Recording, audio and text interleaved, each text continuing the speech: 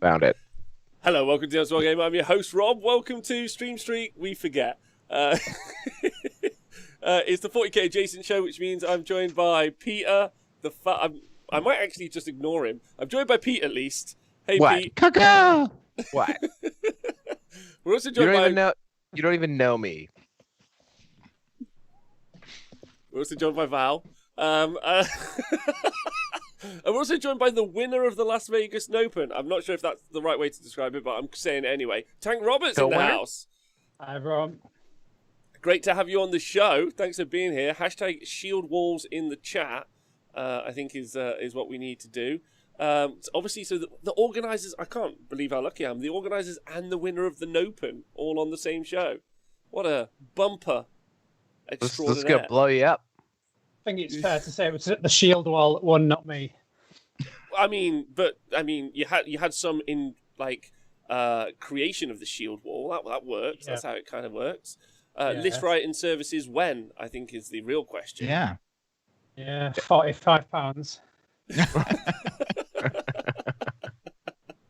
Feel like you're lowballing. I mean, I think you better check the competitors out there. I think you might be able to do a little bit more than £5. Nick Nanavati started his business on the back of his. He said 45. Val. Oh, he said 45. 45. Yeah. 45. Okay, Yeah. That's much better. Yeah, no problem. I was actually one of Nick's first ever clients. Yeah, oh, really? Yeah. I sort of got involved just after he won the LVO with the Eldar that time. Yeah, that's right. Because that was when he was the Brown Magic. Mm-hmm. Yeah, I was a brown magic person. That's amazing. Has he run out of Brown Magic? I think he's maybe changed. He's still obviously very good. I think he's maybe shifting his focus more towards growing the business. And he's got some quite hot young blood under him there, hasn't he? Ooh, hot young blood. I mean, look at this show, full of hot young blood. Let's be honest. Right? Yeah. Fresh face, big eyes. Well, so I mean, really, I need to ask you all, what was the weekend like? Have you guys done a behind the scenes yet? Is this is this an exclusive behind the scenes, or Pete, did it pull off the way you wanted it to? I think that's probably the first question. Pete always pulls it off the way he wants to. It's true. It gets a little weird.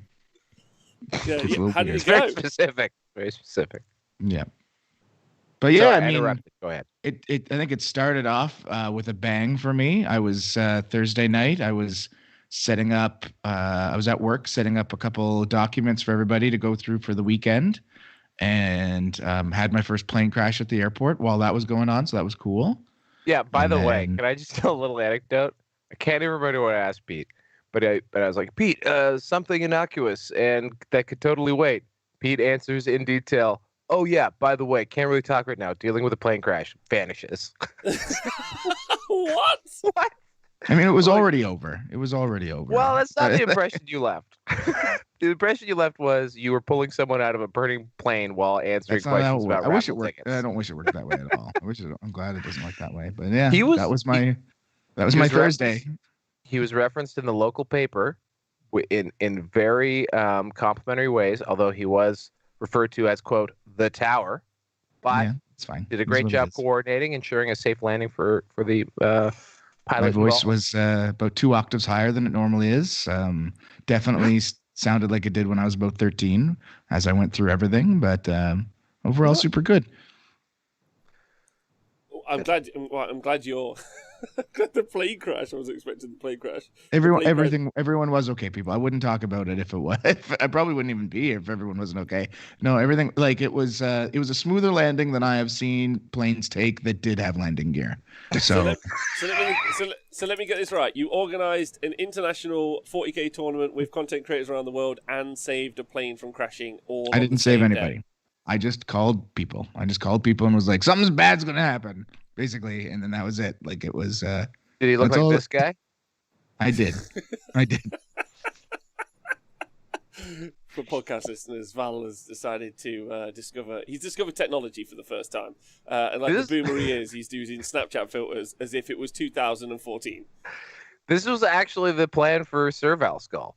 I actually commissioned a proper Snapchat filter come in, Tower. I don't have any landing gear. Pete, you out there, buddy? Can you help me? I commissioned one of these from a very nice young man in India, and unfortunately, it's what they call an overpromise, underdeliver. And he did not get me a servo skull. He stole some things off the internet that looked like servo skulls that were nightmares, where my face was halfway in the servo skull. It was really bad and scary. I like it. I wish you Anyway. used those. I'm sorry? Did you use it? No, God, no. No, I just didn't reply to any of his messages at a certain point. Well, he made it Ghosted him. $75, so it's fine. Ghosted him hard. Ghosted hard. I was like, Not dealing with this one. kid, you can have. Kid, just you take know the who I money. am? I'm Take a the money. podcast fuckboy. That's right. You are. So Pete, started off with a bang. Started off with a bang. Yeah. And then I just didn't sleep for the weekend. And ta-da! Everything worked. Mostly. It did mostly work, but so 70% effective, which is 100% in my books. that's pretty serious. Can you guys walk me through some of the stuff? And Tank, I'll come to you in a minute and ask like what being in it was like. But structurally, so organization by Pete. But I think this was. Am I right in thinking the show was being run by our tech man Val? Yeah, It was. I would say like I offhandedly did two key things because I like to believe in myself as more of an executive leadership style. So I Very just bougie. throw things out there and hope other people take care of it for me, and then I just bask in the glow of their success. So I named it, and I was like, let's do like an international tournament with a list move on, obviously. And then Pete somehow organized that. It was so complicated. As I was doing it, running the stream, which is like, how the hell are all these people actually showing up at the right time in the right place? How do they all have the right models? Like, that was crazy. You guys coordinated. Tank was involved. They all coordinated their lists in a way where they were like, okay, yeah, you can do that. Because like downstream, you had to make sure everyone had the models to be able to do it. It was an amazing feat. I was so impressed just by how everyone came together. And how positive it was. There were some people who were AWOL from time to time. Pete could throw the Australians under the bus if he wishes. Oh, shit. But at the end of the day, everyone showed up for work. It was fantastic, and the Spanish went crazy. It was so nice. That was so one of nice. the highlights. Yeah, Every the time I Spanish tuned going in- absolutely nuts. Yeah, every time I tuned in, the Spanish Twitch was on like 900 viewers, and Yeah. I tuned in like not to be rude to Paul or Adam, both of whom I think are fantastic, but I would tune in and just to hear like the most enthusiastic people, and I didn't understand what they were saying, but I was like, It's like- it seems so keen. Their stream was amazing. Like It's the commentary was crazy. Like I couldn't. Like they destroyed us in were every great. way, shape, and form. And I'm so proud that we had them on. Yeah. When they asked, like, because they asked me, they were like, hey, could we maybe participate, do Spanish coverage? I'm like, guys, look, we're just stealing some feeds that other people are doing. Literally couldn't stop you if I wanted to. Go nuts. And then they proceeded to put together like all this collateral, like these really beautiful, like Photoshopped list things, which we used. Like, really, this was the Los whatever, blah, blah, blah, nopen. Like, this was definitely a Spanish production that we were riding the coattails of by the end of it, which was fantastic. Tank, what was it like being part of the process? Oh, it was awesome. It was such a pleasure. I mean, when I first found out about it, obviously Peter messaged Mikey, and we've got like a little like WhatsApp group with the people who go on and help him with bits of filming, and he was like, "Oh, lads, Peter's asked us to take part in this. Is anyone interested in playing?" Of course, like everyone wanted to be involved, but luckily I was the only one who could be free both days that weekend. So I managed to sneak in there by default. And, I wasn't sure quite what to expect and what the scale of it was going to be honest. I knew it had the potential to be really big. And I just thought it was a really cool thing because obviously it's for charity, and it just gives the community something to sort of hype around and buzz about. So I was like super excited for it, but the as it sort of developed and the weekend went on, the hype around it and the interest, it it was pretty crazy, really. It blew me away. I mean, Val's probably got a better idea on sort of viewer numbers and things than I have, but I would imagine it numbers of views wise, it must have compared quite comparably to a lot of like big actual events. There's a lot of engagement, I think, wasn't there? So just on our channel, like, well, actually, here, I won't talk yet. I'll go get the actual stats. You guys, someone else speak. Like I've been checking out the different channels and their views and how they were live. I know live a lot. Basically, everybody destroyed their normal numbers. Even Titans, which was probably our biggest live channel in terms of how they normally pull, they pulled about 1,000 more people than they've ever pulled on a channel for like a live viewing, and that was for both their games. And then I've been kind of following the post views afterwards, and most people are doing, looks like, pretty decent numbers. After even just 24 hours, a lot of them hit like what their normal viewers would have been for, a week or two or more, like post. So feeling pretty good about that. That was something I talked about last night. We did the Chapter Tactics recording last night, and it was something I was really hoping for. Probably more than anything was I wanted the charity to do really well, and that blew away my expectations. And then I really wanted the people that were coming in, the content creators, to get a boost of some kind. I wanted people to see these people that I've watched that I think are awesome, and like kind of grow the community that way. So hopefully that lasts for everybody, because I really that was a big thing for me. It was such an all-around win, wasn't it? Because like you said, there's a load of money for charity. The content creators have all managed to help each other to share their audiences around. There's been some good fun content for the community, something for people to get hype about while they've been bored, stuck at home, and fun for everyone involved. It's just been really cool. No, I really enjoyed it. I was really happy. I get super down this time of year, and so it's quite the ride of like serotonin and dopamine for me as we go through.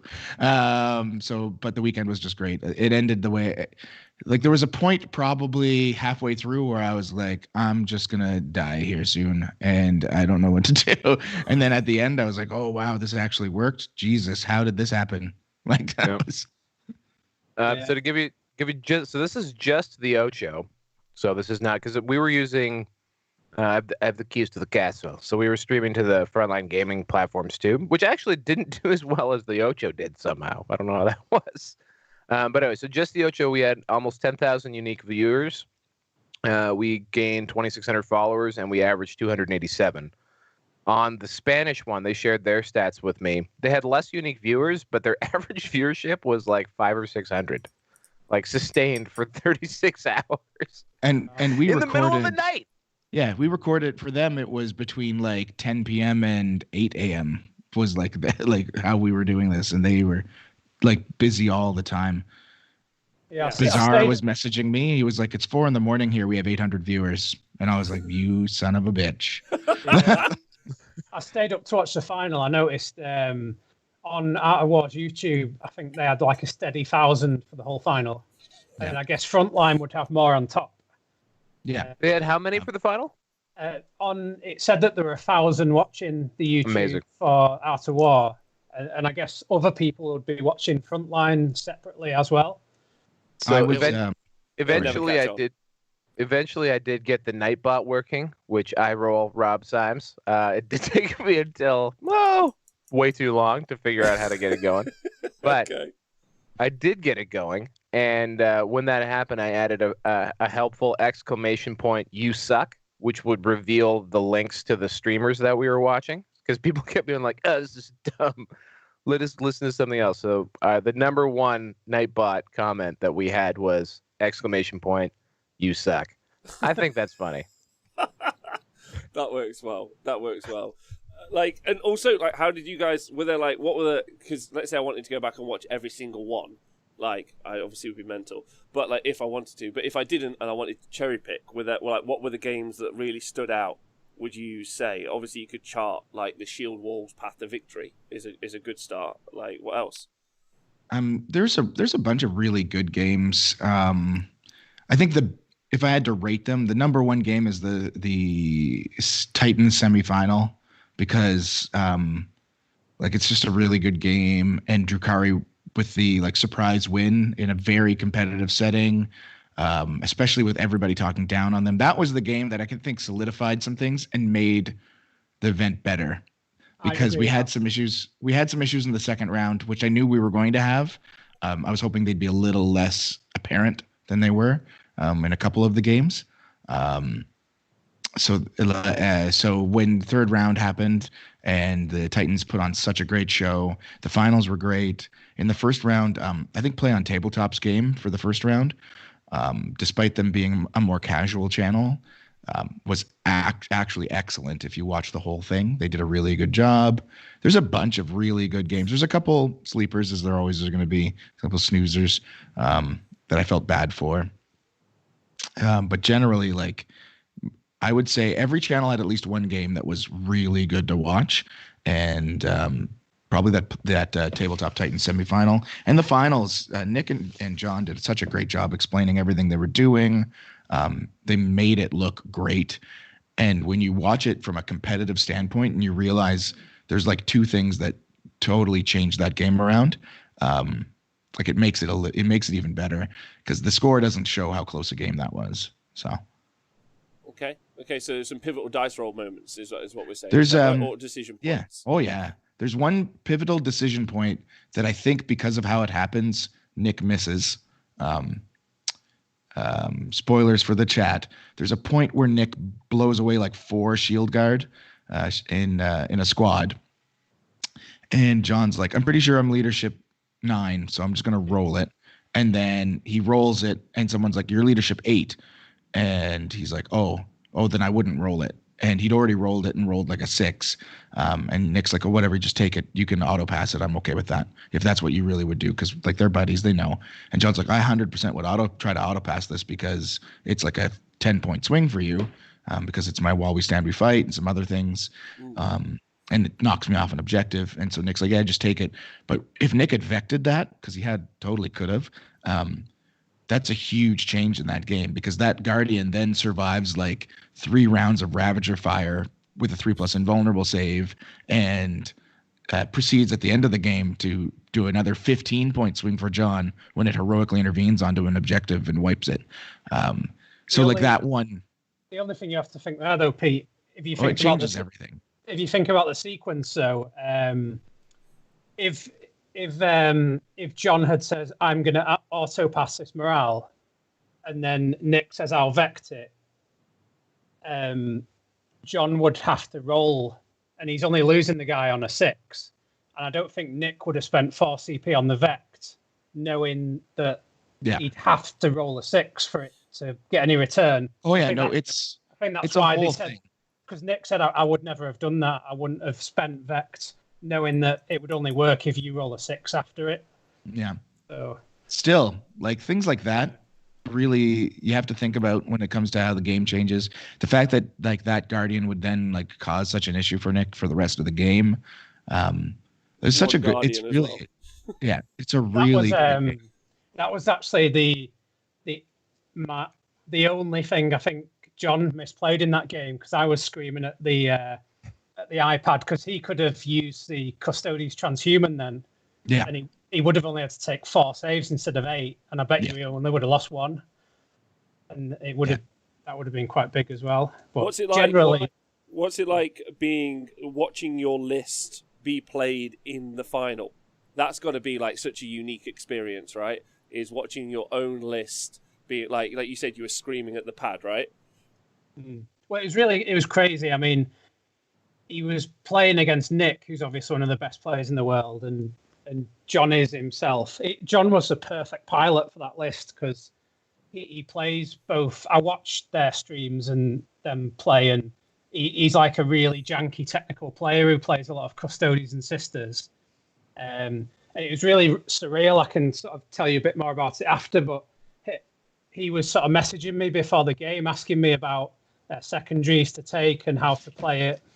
And he had his own ideas as well. And I have to say, generally, John's just like a straight better player than I am and ever will be. And he sort of reacted to a lot of Nick's janky moves and sort of saw them come in, like ones that I would have missed.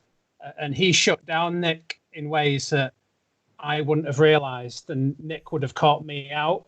The only criticism I had was that missing that transhuman on that shooting phase. But other than that, I think I wouldn't like to say that I could have won that game, but he pulled it through because he's such a good player. Interesting. That must be so interesting watching someone else play your list at that top level, especially watching those guys. But don't put yourself down, Tank. Me and the chat think you could have won it absolutely. Hey. Shield forever, 100%. Oh. Yeah, John messaged me and we were having a chat and talking about secondaries, and it was quite interesting because when I was sort of like practicing the list and putting it together, I had some help with some good friends and stuff. As Val knows, I'm like good mates with Alex Harrison, and he gave me some good pointers. And my sort of regular sparring partner at home, Dan Brook, he helped me out a lot. And we sort of came up with this counterintuitive idea of taking while we stand on those 3 units that you use quite aggressively up front. And I was saying to John, I said, I know it's weird taking while we stand, we fight on them. But I said, just push out with the custodies, pretend you've not got while we stand, and they'll just do the thing. They'll do the thing and they'll see you through. And he sort of said, we were talking in the interview after, weren't we, Val? And he was saying, left to my own devices, I'd probably be a bit cagey with those and have them stood behind a wall.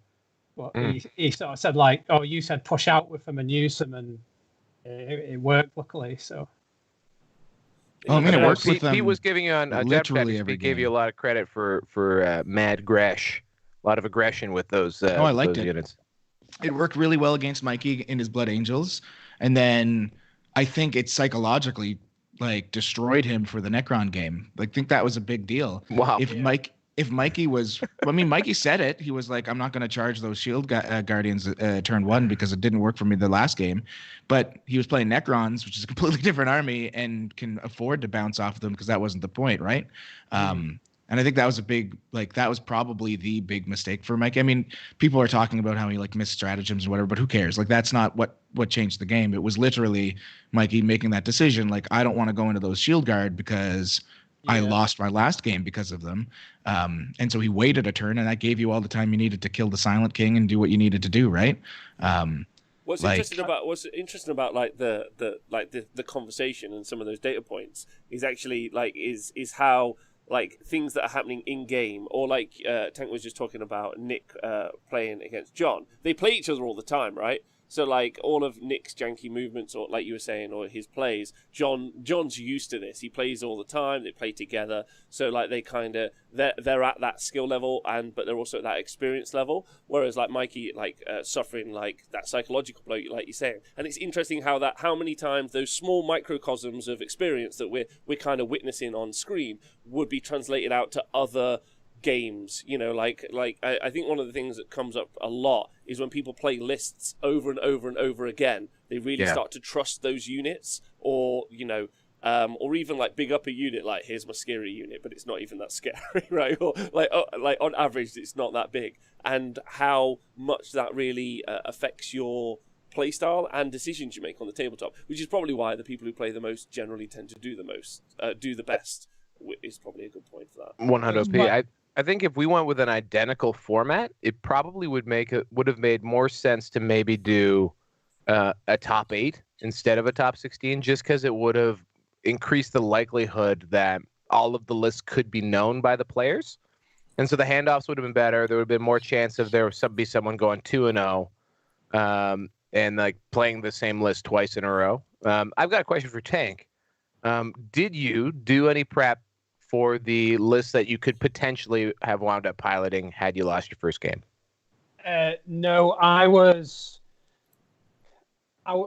if I'd have lost my first game, I'm sort of comfortable with Blood Angels because Marines aren't that tough to play. And I had actually I had actually had a TTS practice game against Mikey's list with my friend Dan using it beforehand, so I sort of knew how a few little sort of trades and interactions would work going into it, which was good. And me and Mikey, we kind of said we'd be like absolutely amazed if that Slanesh list could beat Siegler's list. So we were like all ready to go. We borrowed the models from one of the Hellstorm subscribers had kindly lent us his Slanesh army. So we're all good to go, and we had the models. But I was just going to get up on Sunday morning and learn to Slanesh and maybe speak to Mark Perry on the phone. I'll just learn how to Slanesh. No problem. I mean, I think that's Slanesh, unless you just run at them, don't you? So it'll be okay.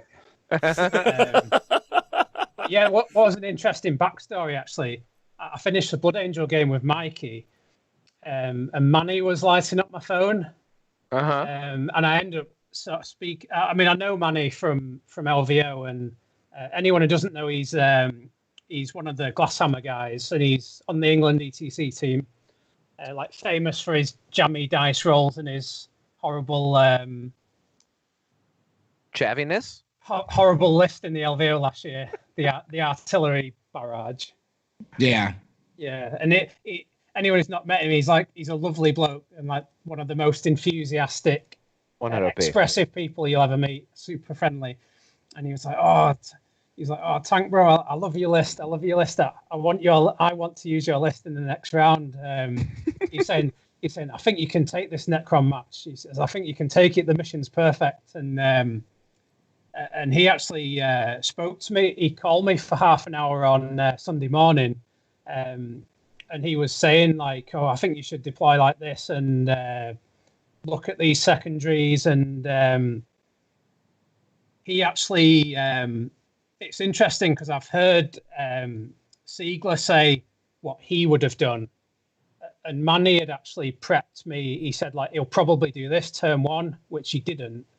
But I actually did have a plan for that, because what Siegler wanted him to do, he wanted to do a first turn veil where you teleport a big blob of warriors onto my top objective on the screen, and he sort of said you'll shoot at the custody guard, probably kill a couple, and then try and charge and obsec that objective, which would obviously be real bad for me, but what perhaps he didn't consider is the custody.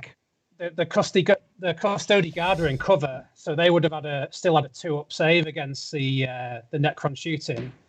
And then when he tries to, they couldn't have veiled onto the objective because it was within 9. And you nailed it, Pete. I was going to Tanglefoot, and he probably fails that charge. So it would have put the pressure on a bit earlier, but. Yeah, I think that was his big thing. First 2 turns. But yeah, he essentially skipped a turn, didn't he? Yeah, because another thing Siegler was mentioning, and it was something I saw right away, was like if Mikey forces basically his whole army, other than that one squad, onto your bottom objective that turn 1, and just says like, I'm going to force multiple charges, so you have to pick who to Tanglefoot.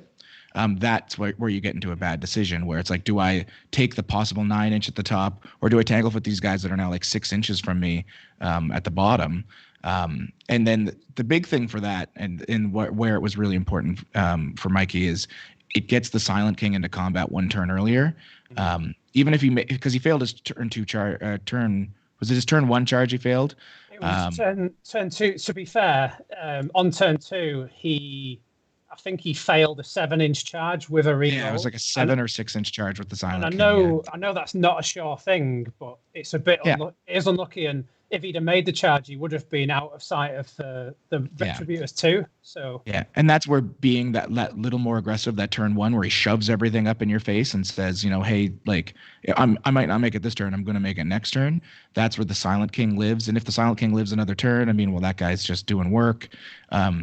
But it changes the game up enough where like that game was close by the end of it. I was shocked. I was messaging the guys. I was like, man, if Mikey has to do a lot, but he might actually draw this out.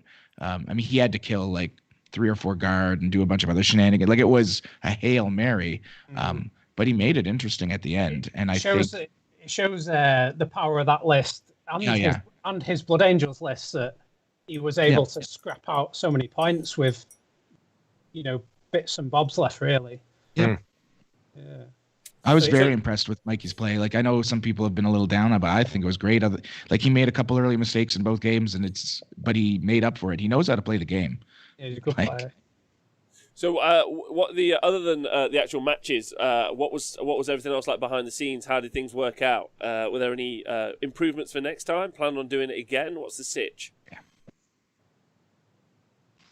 Pete seems pretty keen. I mean, I know Pete. I know we all. I think there's a lot of good community feedback that's come from, like how to maybe tweak the format, and I think there's some pretty low, as Pete said last night, some low hanging fruit that we could do to really tune it up a little bit. Honestly, I think it performed beyond. I don't know. I think it met my high end expectations for what it would be. And from a technical perspective, definitely things that can always be improved, certainly on my side of things. One big disappointment I had, so I was joking with Rob that the style of coverage that I was going to be trying to produce was going to be everything he hated. So, because the reality is we were doing commentary of games played by people who have developed a style for presenting live 40K on YouTube and Twitch, which is very different than, say, a canned battle report that you get from any Wargaming or Tabletop Tactics or those guys, the original wave. So Tabletop Titans kind of came up with a format that was, I think, a lot more engaging. It's really geared towards audience engagement, talking people through, and that has spawned a lot of those channels, Mikey's, Art of War, all those guys use a lot of the same shots, a lot of the same style to present their games to their audience. And honestly, it's clearly effective, right? They're building up, people who follow them, but it's all about sort of talking through the game, interacting with the chat, and sort of that's the approach. So if you're commentating on top of that, you are fundamentally redundant. And so that kind of gave me chills coming into it. It's like, shit, like what are we actually adding here? So my goal was to kind of what we're adding is the Paul Murphy and Adam Camilleri, who are two really wonderful, enthusiastic guys about 40K. And if you like them, you're going to watch them, regardless. And the second thing was I was hoping to be able to do a hybrid of their commentary with the table talk. And that was one of the many things I figured Rob would be upset about. Mm-hmm. But just on the technical back end, I was really proud of how all the pieces came together, except there was one last one, which was getting the audio from the stream we were watching back to the commentators in real time. So I had it set up so that everyone was essentially on the same channel watching the same thing at the same time, which is kind of hard to line up when you're using everyone web-based in different places in different parts of the world. To do that with very little latency, it was a miracle. It was amazing all the bits fit together, but I couldn't get the table sound back to the announcers at the same moment. So I could get it back to them, but it'd be lagged like 5 or 6 or 7 milliseconds, which is a lot. Actually, no, full on seconds, not milliseconds. So essentially the goal was to be able to have it so the audio would duck. So like, say we'd be watching the table, you'd hear them talking and it'd be full volume. And then if our announcers started to talk, the audio on the table automatically ducks out of the way and you can hear our commentators. That tech worked. What didn't work is they couldn't hear what was on the table. So they were just constantly talking over the table talk, and that didn't work. So eventually we had to cut the table, and it was just our guys, and that was great in its own right, but would have loved to have just them sort of being an extra layer on what was going on the table. And then there were some channels where we wouldn't have needed the table talk because, they weren't as geared up for that presentation style, but the big channels that were participating, the guys who are geared, do this for day in, day out, those ones I would have loved to be able to get that table sound from them and then just have our commentary adding to it. Mm-hmm. It's very unique, right? It's not. I wouldn't hate it because you're not actually doing tournament coverage. You're doing live stream battle report coverage, which is it's like different kind of fish, right? It's more like a co-stream, really. And I think under the circumstances, I think the Ocho stream did about as well as we could. And then, of course, the Spanish guys absolutely destroyed. I should be doing that's a is whole going other to. thing. I should be going to watch them and taking friggin' notes on what they were doing. Yeah, I have muchos gochos. Yeah, I have a lot of notes about like how they handled it versus how we handled it. There's a lot of stuff that we could do better to make the announcers better, and it's not because anything Adam and Paul did. It's just structure. It's all about structure when it comes to this kind of thing. But two wild stallions, Pete. They're hard to wrangle. They're hard to. I had multiple production meetings scheduled that were I don't know, intentionally missed. I don't know. But like there's a lot you can do to enhance what's going on the stream, on the streams. But we talked about this last night. My big point was, yes, a lot of these guys, they're commentating their own game as they play it, and they do it for a living now. So it's not like it used to be. I wouldn't do it in a tournament where I do so much tables because like in a tournament, you're going to get a bunch of Joes that just don't give a shit, and they're going to talk right through like nonsense or swear and just be an idiot. But yeah, this is a different, like Rob said, a different kettle of fish. Still, there's definite big improvements we can make to the commentary side. There's a few improvements I need to make to the pairing side. For me, because it was such short notice, there was a lot of stuff I knew would be a problem, and I was just like, we're just gonna let it happen. Like some of the round 2 games, having people that were just like, I don't know the list. I tried to kind of talk to the guys going into round 2 to be like, are you comfortable playing Necrons? Are you comfortable playing Chaos? And they were all like, yeah, we can make it work. And I should have just been like, okay, well, we can't just make it work. We'll have to figure out something more. But I was way more into the logistics. Like, do you even have the models? I'm way more concerned with that. So next time. There was sort of that, there's sort of the interesting thing, though. If this became more of a thing, it's like, do you have to design the list knowing that someone inexperienced with it might have to use it? Yeah. Oh yeah, that's a big part. But I think next time, because I'm pretty sure we'll do it next time, we're gonna let the round 2 guys tag team with the list builders, like actively. I mean, you were talking about Manny talking you through stuff the night before. Part of the issue with this one, because of once again logistics, was you would get into round 3 and Manny and Dan have to talk to Australia, and Eric Lathuris is in bed because it's 3 a.m. So we'll have to. It's just extra stuff to work on. But if we have more time to build the bracket, I'm not like doing it 2 weeks in advance. I can make that happen. So that it's just like it'll play smoother. So we can have Siegler like through Skype talking to Mikey through the game. And while Mikey can make his own decision, Siegler can just be like, I don't think you should do that. Like kind of thing. It'll improve the quality of the game experience. I saw a lot of people being like, we should just make both players play lists they don't know. And I hate that idea because I want the game to end. Like it would be cute once, and then you're gonna get a game where it's just like nobody knows what they're doing, and it's like a 6-hour. It ends on turn 3, and I don't want that either. So, but I think doing a tag team scenario, it probably much easier and much better because a lot of the guys did watch their follow-up games. They were in the chats. JT was in every chat for those Drukhari games, no matter what time it was, because he was so excited to see it go.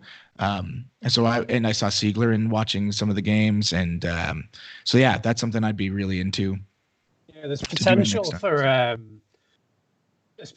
like a whole other layer of really interesting content. The kind of the players coaching the other players and giving them tips and all that kind of thing. I think that would be fun, and if we could integrate it properly so the viewers got to see, I think that would be great.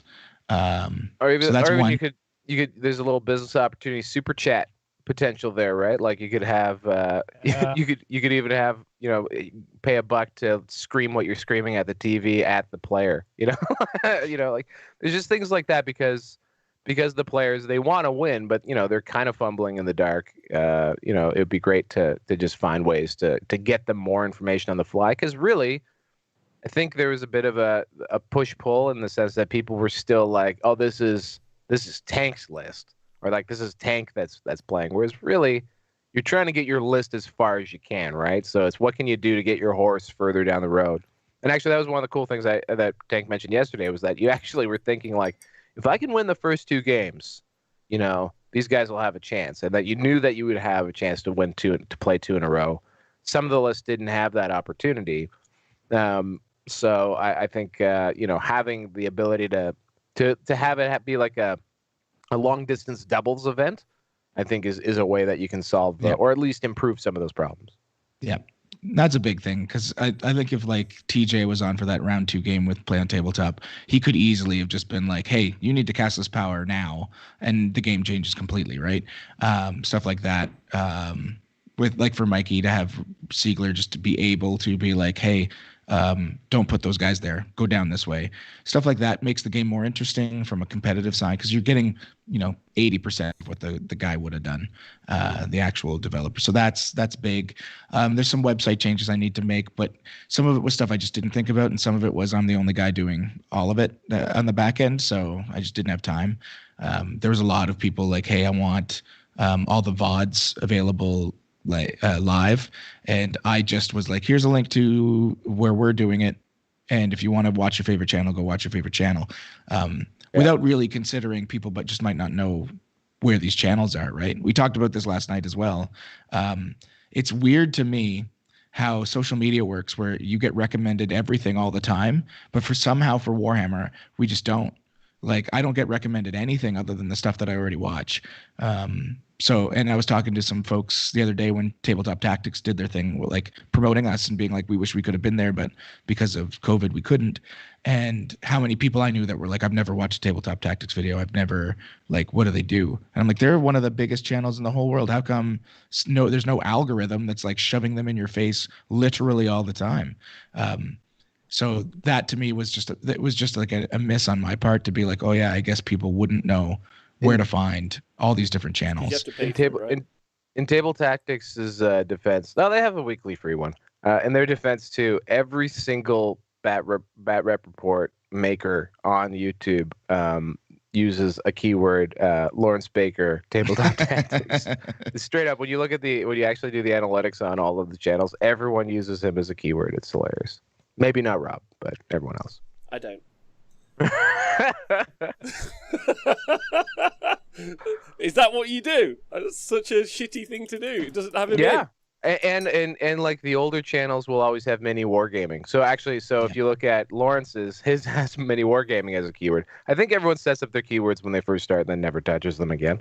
It's 100% true. Like when I was creating the website, it forced me to, and I was like, I don't know, Warhammer's a thing, I guess, and maybe I'll put in like QAnon. We'll get some good viewers that way. I've got jam on mine. Mine just says jam all the time. I'm like, people will be just raving for the jam. That surprises surprises me. Rob's all about SEO, man. He is all about SEO. All about the SEO. I've recently started to advertise the midday shows, which has been going really well. Everyone helping us get to partner. I appreciate you. But I keep putting up a picture, and I've really just kind of run out of pictures. So, like, yesterday was Alanis Morissette. Today was just a picture of my Canadian friend Bud, who's a Mennonite. I mean, that really isn't going to get, like, a lot of traction, I don't think. Mennonites, man. Hey, stop that. But Owen Jackson is probably the new keyword to go with. He's the celebrity on the show now. Well, it sounds great. I'm glad there's a future. Val, like being in the booth the whole time. I know being in control of everything and getting to voice your opinion without anyone saying anything to you is your dream. But was it tough or super okay? Was that for me? Yeah. Oh, I just appeared as a floating head every now and again to distract people and annoy Paul and Adam. They were the actual guys talking. I honestly have learned more post-show about what actually happened than I had than I did during the show. And some of that's to do with my own clear inability to be a grown-up and focus on the task at hand. But some of that is also to the fact that, don't look behind the curtain. I'm a great and powerful wizard, and there's just a lot of valves that are exploding, a lot of steam being blasted in my face, a lot of dials turning red, a lot of things that were being tweaked constantly, scenes being built on the fly. It was actually a lot of fun for me, but I didn't actually watch what was happening. I was just hoping it was all working out, and it did. Well, that's great. I'm glad for you guys. That's super fun. And then Tank, like, now you're like the winner of the LVO, so that's great. I think that you get to claim that. Yeah, technically it's exactly the same, isn't it? It's exactly the same. It is. No, I like it. it's cool that everyone's got sort of carried away and like got to enjoy the competitive play, but in my mind, it's like thoroughly kind of like an exhibition of competitive play. Yeah. And you've got to remember what it is, but it's been a really nice, fun thing, and yeah, I've had so much fun with it, and I hope everyone else has. I mean, I am. I'm going to shout shield wall at people all the time. I think that's the future. Ultimately, I think that's. I mean, all we could dream of is that a couple quality memes come out of this, and Tank, I think you got it. You got us our hashtag shield wall. It's fantastic. It was really cool how I loved how it was generally a bit of an underdog list, and a bit of a meme came out of it. Like everyone loves a good meme, don't they? That's right. Well, that's I think, oh, go on, Pete, after you. I was just saying, in the predictions, 8 people thought your list was going to win. Of the 350 that posted, 8 people. Wow. And 1 person thought JT was going to win. Most of the predictions that said that it was going to be your list that would win were like, I don't know how to do this. I'm just randomly picking. But I was impressed. To give a bit of a credit, Manny Chima on Glasshammer, he did a list breakdown preview before it started, and he said that he thought my list was going to win on his YouTube. So it shows that Manny knows his stuff. That's a good vote of confidence, I got to say. Yeah. I mean, there were a lot of things. I shouldn't say a lot. There were several things that you did in your list that I know relatively competitive players that I talked to were like, I don't know why you did this. This doesn't seem very good. And when I saw your explanations for them, like as you were playing their games, like I was convinced. I was like, oh yeah, that makes perfect sense. Why wouldn't you just do that, right? Like why did you take 2 instead of 4 retributors in your units, and why didn't you do X? It all just fit, especially once you just said it out loud. So I was very into it, and I'm a big Custodes fan. So like as soon as any Custodes in the list, you could have 1, and I'd be like, that list is going to win. It has to. It's the only thing I ended up putting the Custodes in because my sort of regular local sparring partner, he runs them, and I've had like such frustration against them you won't believe, and it's unbelievable the things that bounce off the Custode guard if you use the stratagems on them. Well, I mean, just having a 1+ armor and a 3+ invulnerable save usually is enough to give most people fits, and then you add on the stuff you can do to just make them live. Yeah. So, a couple of questions, because I'm just conscious of time always, just for you guys more than anyone. Is we talked about the predictions and taking it away. Do we think how different to regular tournaments do we think that that win would be? Like, do you think that we're seeing something that maybe wouldn't be something that you generally see anyway, or just like the format? Does that make sense? I think in the right hands, that list could 100% win a GT. Okay. Yeah. Okay. I would say of the lists that were at the event, most of them could win a GT. There's maybe like Mikey's list, he said a lot of it was just he wanted pretty models on the table. Like it was still a good list. For me, like you swap out 2 or 3 models in that list and it's stellar. But it was more because he wanted to make sure like things looked good. He didn't want to take a bunch of unpainted Sanguinary Guard or Sanguinary Guard that he painted like in 10 minutes. So like even his list, which I felt was kind of maybe the least maximized for potential, was still a good list. I saw some people being like, I'm not sure if the people are bringing their best stuff, but I mean, Richard Siegler's list is 100% a list he'd run competitively. TJ's list was absolutely disgusting. If he had played it the whole way through, I don't know what beats him. Maybe Sisters, maybe Tank's list or Steven's list, just because Retributor multi-meltas can do work. But there were a lot of really good lists. And JT's list, which I think everybody thought was kind of like the quote unquote garbage list because it's Drukhari, just absolutely showed that like it could win an event in the right hands because it just did so much stuff. It wasn't that it had any one particular strength other than it could be everywhere and had a lot of stuff that you didn't know what to target because like, what's the threat now? And then the Mandrakes, do 5 mortal wounds in a shooting phase or something, and you're like, oh, I guess it should have been them. Like it was great for me from the like a list building perspective and seeing what people would have actually brought. So interesting.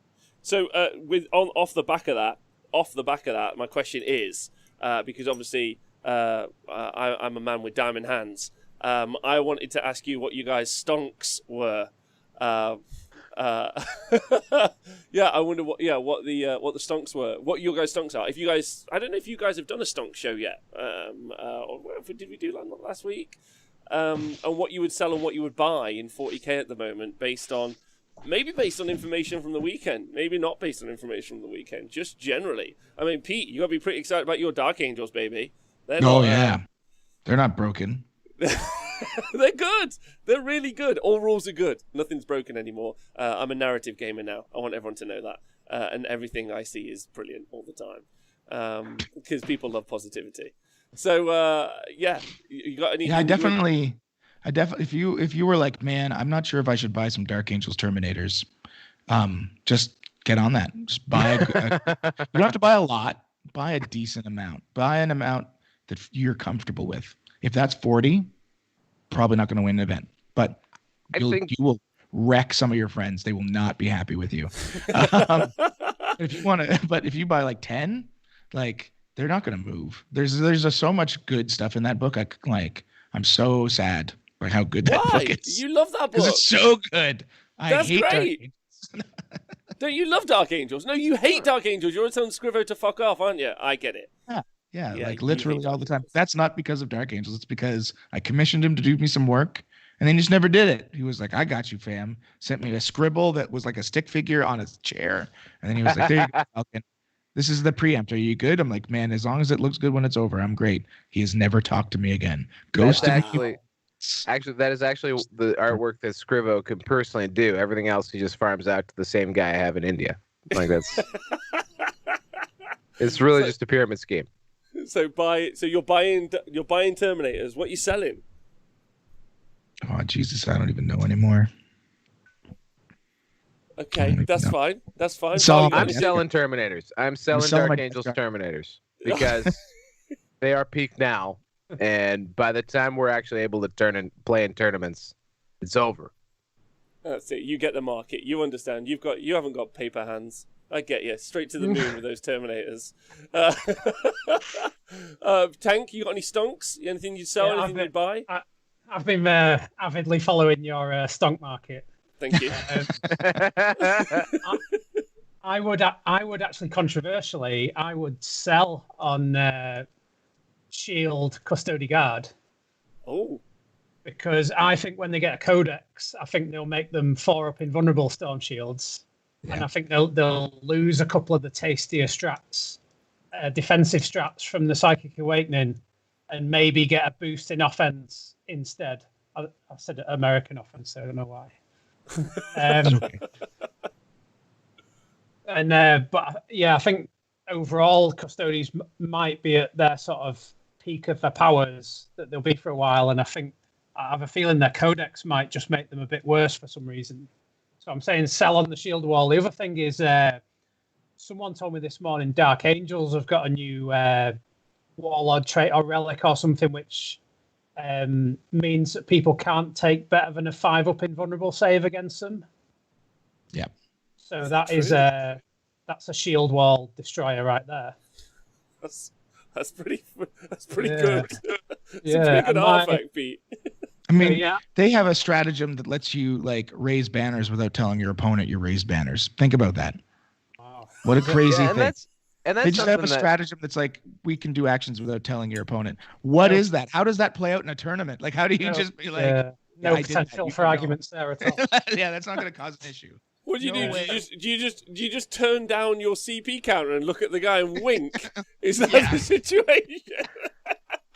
Tank, I gotta say that I feel like I feel like that Custodies, just based on how they've been really beefing up sort of the tough elite units, I feel like Custodies have a chance to really get cray.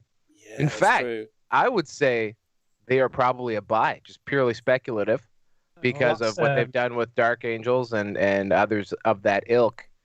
You can buy mine if you want them, Val. Ooh, baby. Look at this. This is why the stock market is so much fun. I can see why it's such a fun job to do. Quickly, my sell, I'd probably go for Tau Crisis suits, because they're pretty much as low as Tower are ever going to get, and they're also an iconic unit that have been bad even when Tower was good for a few years. Yep. So See, people have been burned in the stonk market buying on crisis suits for a couple years in a row now. So It's time it's going now. to be their time. It's going to be their time. it's hard to say. I think Rob, Tower get a middle of the road codex, but I think crisis suits will be a standout this time. Rob, what in your stock market? What do you think speculatively? What is the buy for orcs? None. I think orcs is a pure sell. I think All sell. I think all sell. Like Not like honestly, this. to the point where the past couple of days it's been like, is a photo going up online with the whole sell? Met guns are getting a change. There's no way they're okay with 18 Met guns ever being a thing. Like money wise, they're loving it, but I don't think that they want that to continue. I really don't.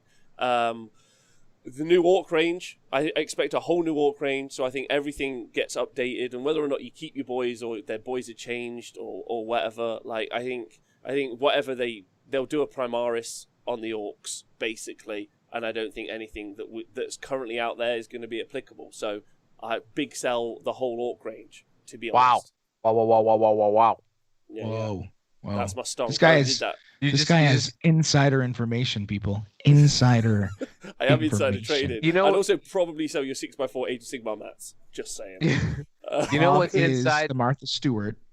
You know what Bob. has an insider angle right now are my testicles, which have just sucked into the core of my body because I have 1 billion orc things, and I don't like what you're I saying. think it's because you're old, Val. I mean, we talked about this. Once you hit a certain age, you just start sitting on them. You have to get the water lowered in the toilet. I'm the opposite, man. I do Kegels. It's fine. Like they're Listen, way I'm up not, there. I don't want to battle Very Jones, who's high just said- testicles. who Very just high says he testicles. started orcs. I don't want to make you feel bad about it. I think that's why the stonk market for Warhammer is quite interesting, because it's not billions of pounds, but it's significant money, right? Significant money. Bigger than trade the hands. UK fish market. Bigger. I know. Way I could see them going to 2 wound boys. Different Could boys. Could you though? Yeah. You know, kind of like they did with Fire Slayers a couple of years ago, where they all went Yeah, from 1 to 2. Yeah. Bigger boys, but they'll be Bigger. bigger. Maybe the same 2 wound boys, but you need like 60 instead of 120. We haven't seen a really overhauled horde army yet, have we? So who knows if they've really shifted that design philosophy on them. But they've Yes, always re- been Marine equivalent, right? There's always been that conversation, same strength toughness as Marines. Oh, they were tough. They were strength lower three for a long strength for a time, long time. Yeah, Oh, which was dumb. 6th and 7th they were strength 3. They're big strapping lads, so aren't they? They should be 2 wounds. Yeah. they are stupid lads. Could be. I mean, they're supposed to be footballers, right? Like they're just supposed to be soccer hooligans. Yeah, So look at the make it arms that on way. them. Yeah. But the soccer hooligans really got defeated when, like, you know, they put up like signs to stop them going places and other stuff. It doesn't take a lot to divert them, to be honest. That's how you stop an orc horde. just Yeah, and signs. also, Don't. also they set You're not Gregs allowed up here. everywhere. Yeah, they set Gregs up everywhere, so the football lads are pretty heavy now. They're not quite as strong as they once were, which I think is a thing. What strength is Tank? That's a great question. Strength 8 at least, I think, is the. Oh, yeah. Look at this guy. I was going to say I'd like to think strength 5. But... All right. Well, I'm just conscious of time. We'll head out. Just one last anecdote. I hope Tank has heard me tell. This is one of my favorite Warhammer stories. But Osier Harrison was in the finals, and you were rolling around with Alex Harrison, and I feel like there was at least 2 or 3 other. Because Harrison's he's a pretty built dude himself. Yeah, he's a put together bloke, isn't he? Yeah, and I just love that you guys. We were in Vegas. You guys were literally half of the title fight, and you looked like Don King was your promoter. It was it was fantastic. So it was a fun LVO, that one. I really enjoyed it. Yeah. Well, That's not as it. much as the one you won. I mean, That's come right. on. Tank, you couldn't hear me earlier when your audio wasn't working. There's a trophy in the mail for you, bud. Mikey's getting it. It's all for you. Amazing. It's coming. That's good. That's great. It I is love much that. better than the one John Lennon's getting. So Yeah, John Lennon is getting a pretty shit trophy. It may not even have his name on it. It may be somebody else's. Actually, no. I do have a follow-up question because this is the most important point, as Pete has just said. How much money did you guys raise for charity? Which is awesome. It's better in Canadian dollars. Go for it, Pete. Yeah, so I did up the charity site in Canadian dollars. Everyone sees it in whatever whatever their local currency is, which makes it look weird when people screenshot it. But we raised $10,200 so far for charity in Canadian. That's amazing. So about $9,000 American, which is great. I'd set an initial goal of like 5K. I was like, if we make 5K, because there wasn't an incentive, right? Sometimes people do incentives like, hey, if you donate every X amount of dollars, you win something. And that generally gets a lot more push because people are like, I can win something. Well, I'm going to gamble on this or whatever. But there were some legal issues with doing that way we were handling things. And so we were just like, let's do it. Let's just say, if you want to donate, you can donate. And people went crazy. I was so impressed with the amount people donated. So there were tons of individual donations, but yeah, there were some actual big like single donations that changed the day. I also want to shout out here podcast fuckboy nemesis Tom Layton, who has in the past talked some shit about Warhammer charity events, and I would like to hear him publicly compliment and talk about how Pete did it the right way. We had a direct fundraiser page. We never touched any of the money except for the merch stuff, but that's okay. Papa needs some new shoes. So so I just want Tom Layton to recognize that this went straight to the charity. We had a fundraiser page. We didn't handle any of it, and that his criticisms I've heard of other charity events do not apply to this, and I would love the kudos that we are due.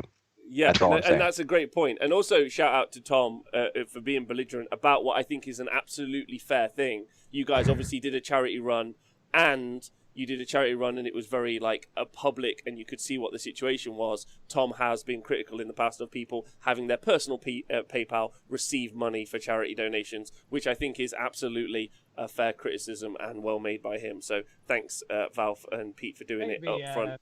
But you guys are allowed some new shoes. That's fine.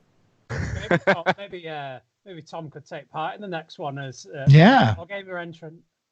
Oh, I'm into that. Hell yeah, I'm into that. I will say, I will definitely not be getting new shoes because I was not told until last night that I could get all of the prize support at cost. So I may have overspent on the prize support from my own pocket, and a little sad about that. The thing that I'm the most sad about is that Pete very generously went rogue and was like, I'm balling out. I'm getting some sick gifts. We're going to give away cool stuff like the Silent King, Triumph of St. Catherine. And actually, Pete, when you told me that, I was like, Val, don't say anything. He could have got that all at cost. Don't say anything. So I just let that one roll. Meanwhile, Pablo gets on the line like, oh, man, you spent like twice as much money as you had to. Well, that's dumb. Thanks, Pablo. I love you too. Pops. I love you too. Yeah, that's great. Yeah. That's the problem, Pete, in doing everything yourself and never allowing anyone else to help you. Hey, don't be like that. The problem was literally, I was a little too aggressive in the pre-setup in that I wanted everybody to know everything I was doing. So I was like, you can tell Val, he was getting blown up. I was like, I'm going to be doing this. Is this okay? Does anyone have any issue with it? I'm going to do this. And I just kept like spamming chat with like all these different things. And I'd wait. And after 24 hours, I'd be like, well, I guess no one cares. I'm going to do it. And then I just did a lot of stuff to the point where the guys were just like, we're just going to let him do it. Like, we're not going to just answer anymore. We're just going to have to ghost this dude.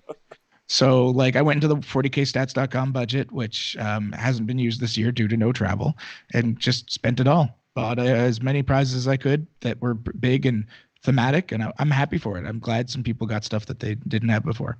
Absolutely. And then, FLG donated, Parabellum Games donated stuff like no questions asked. Army Painter went ham for us too. Like, we did great. I'm very happy that we made people happy. And we didn't even have Army Painter objectives, although we did have logoed objectives that we mailed across the world at great expense and at great consternation to Rob. They look disgusting. Yeah, I mean, like you know how hilarious. popular those were, Rob? You're like use painted models. I'm like, sweet, yeah. Like on fucking mouse mat adverts, it looks ridiculous. Yeah, just use Do you fucking know grey how popular models those were? and just have like a play on a TV with like running ads underneath. You know, whatever you want, dickpills.com, the whole process. Like, just Dude, fucking make it awful. They won't reply to my emails anymore. I've actually turned the tables on them. Yeah, Rob, like it's actually wild here, man. Like the popularity of logoed objective markers, huge. It is. I mean, I'm that's sure what we sold dozens. You're yeah. disconnected from reality, Rob, and that's okay. That's what a lot of I people don't say know, about North America. They're like completely full of culture and class. That's what I hear a lot, actually. sorry. You guys are the ones who have logos all over your sports teams. Just saying. I don't follow the sports teams. I'm not a fan of like the logoed up sort of shirts and things for playing Warhammer. I know it's an esports thing, but I see it and I don't know. It just seems a bit weird to me, but It is. But it's I'd also like to. I take it because I think it's fun. I'd like to. I'm going to reach out to Adam and I'm going to reach out to the casting team and ask if maybe dungarees could be the casting outfit of the future. I'd like to push for that. Really, shirts and ties make sense, but I feel like dungarees would be super cool. Please go. I have one more. This is actually a really great thing that Nikos brought up, and maybe it's something you guys have talked about before. I'm not sure, Rob, if we've ever in our meta chats ever discussed it, but finding terrain and mat formats that are contrasty enough with what we would expect most models to be, so that it's easier to read a table, because it's absolutely true that I think a lot of the mats that get used are very busy. And it's easy to lose track of what the models actually are on it. So I feel like if you're in a situation where you are setting up a stream table, or if you're setting up to just stream specifically, focusing on how can we make it so that, yes, there's texture and it looks good, but also it reads well and that it doesn't add too much noise so you can't see the models in your table design and your mat design, I think is actually one of those like really quiet things that makes Stream 40K hard to follow. It's actually legitimately just not being able to tell what the hell's on the screen. Yeah, big shout out to Owen Jackson. So for the Super Series, we did the terrain first, and then we photoed the terrain, and then Owen did because he does a lot of design stuff. He did a thing where he anyway, he designed the mats so that they integrate a little bit better. But you kind of rule of thumb really quickly is don't use snow ones, don't use like dark ones. Those are the two kind of like simple, easy, bright white, and then like pitch black really is a problem for doing table coverage, which he's just learned through experience at the end of the day. And we'll all learn and get better as a community. So great question, pulling that out. All right, let's head out. Maybe just a green screen. Maybe just have everyone play on a green screen. And then we can put an advert on it, and then it'll be perfect. Maybe AR. Maybe AR. Just AR the models. Have little things above their heads. I like it. Yeah. Bam, maybe done. Maybe Make some it. sort of like tabletop that you could simulate. Yeah, maybe. I'm not sure. There is an intersection of reality and not as much reality that we could probably find. I'm gonna go with this. This is apparently the mind blown filter. Okay, good. Tank, Pete, Val, thanks for being on the show. Hey, my pleasure. Hopefully I wasn't too distracting. yeah, thanks for having me. It's been a pleasure to come on. So Thanks for putting up with us, Tank. Thanks for putting up with us, especially Rob. Putting up with Tank. Yeah, no, We were pretty on topic, I gotta say. I know. Yeah, not enough it was Bush less administration. adjacent than normal. Yeah, Far also, less adjacent. A couple of things. It's not long until we're on the 40K Adjacent Show's year anniversary. It's coming up. True. It's gunning down on us. So I thought keep your eyes out for that. But thank you to everyone in the chat. Obviously, congratulations to Tank. Hashtag Shield Wall forever. Hashtag Shield Wall forever. Although he then immediately kind of betrayed everyone and just was like, I'll sell it now if you want to buy it. And congratulations to Val, Pete, and all of the Nopen team for organising a great event and raising so much money for charity. That's super sweet. I hope you guys have a great day. Thanks for tuning in. See you guys tomorrow. Cheers, everyone. Bye.